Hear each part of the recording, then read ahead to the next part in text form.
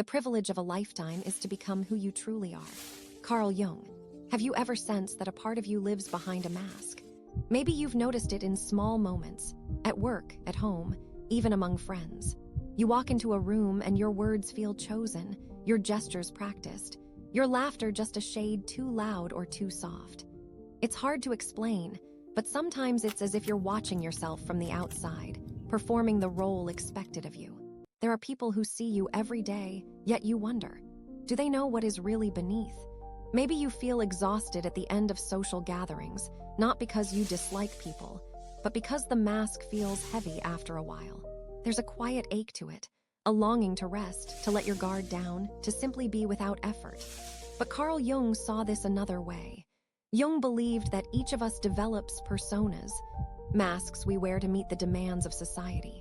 They are not lies or acts of deception, but survival tools. The mask helps us fit in, protects what feels most vulnerable, and allows us to function in a complex world. But Jung also believed that beneath the mask is the true self, much more than the roles we play. He saw these moments of discomfort not as failures, but as invitations. When you feel the strain of pretending, it's a gentle call to notice the space between your mask and your heart. Jung taught that the journey toward authenticity is not about ripping off every mask at once.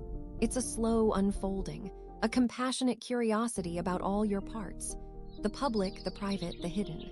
Instead of blaming yourself for having masks, you can begin to ask, kindly, which parts of me still hope for acceptance? Which masks protect wounds not yet healed?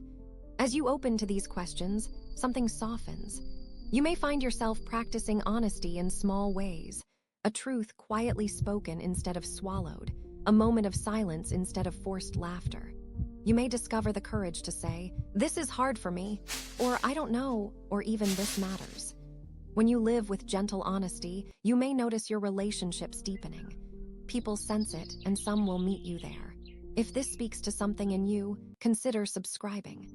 I'm building a quiet corner of the internet for people like us, people asking harder questions, healing deeper wounds, and finding their way forward. Drop a comment if you want me to explore something specific next. I'd love to hear your story.